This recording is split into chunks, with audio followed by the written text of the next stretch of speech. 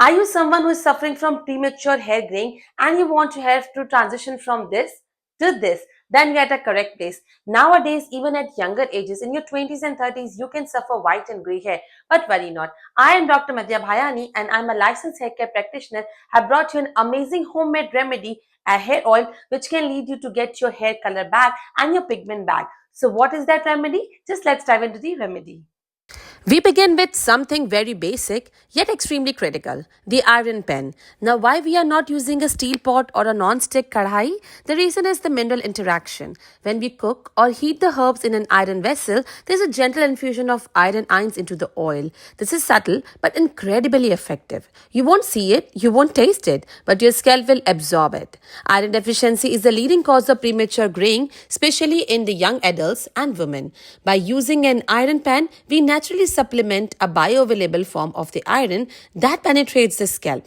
Plus, an iron pan heats slowly and evenly. That's perfect for our herbs, which need times to release their properties without getting burned. So, if you have got an old seasoned iron karai, bring it out. If it's new, just wash, heat it dry once, and lightly coat it with the oil before using. Our first ingredient is cinnamon, but not in the powdered form. We use a whole stick and break it by hand.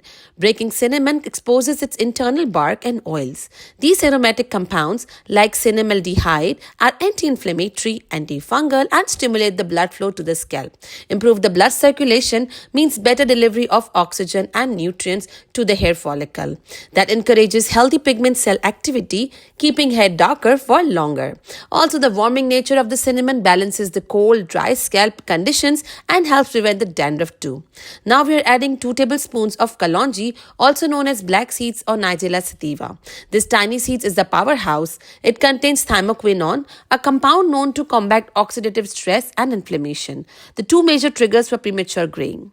Kalonji also has the natural antibacterial and antifungal properties, helping maintain a clean scalp environment, which is very essential for the healthy melanin activity in the hair follicles. It even supports the hormonal balance, especially in women, where early graying is linked to imbalances like thyroid issues. Next up, a handful of dried amla pieces, also known as the Indian gooseberry. Amla is one of the richest sources of vitamin C, but more than that, it contains tannins and gallic acid, which help preserve the hair color and delaying graying. In combination with the iron pan, amla's vitamin C promotes better iron absorption, so this is a synergistic choice and not random. It also strengthens the hair at the root, prevents thinning, and adds a natural shine.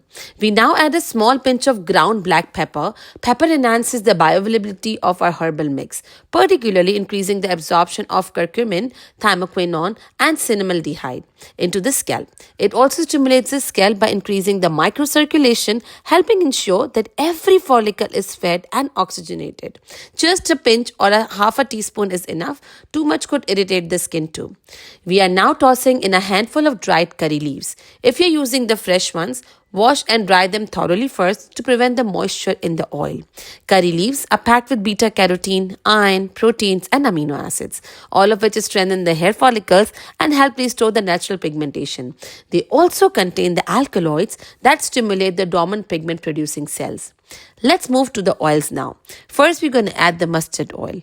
This is a warming oil which is rich in selenium, zinc, and omega-3 fatty acids.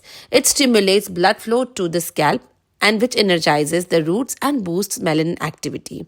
Make sure to choose the cold pressed mustard oil only, preferably labeled Kachi Gani. Avoid refined or deodorized versions. It also acts as a natural preservative in the herbal mix.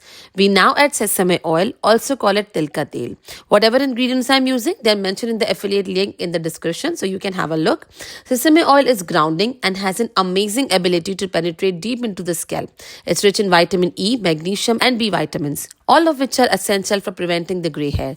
It also helps balance the scalp's pH and supports the nervous system, stress, and being another cause of the premature graying. Before turning on the heat, we let this mix sit for about 15 minutes.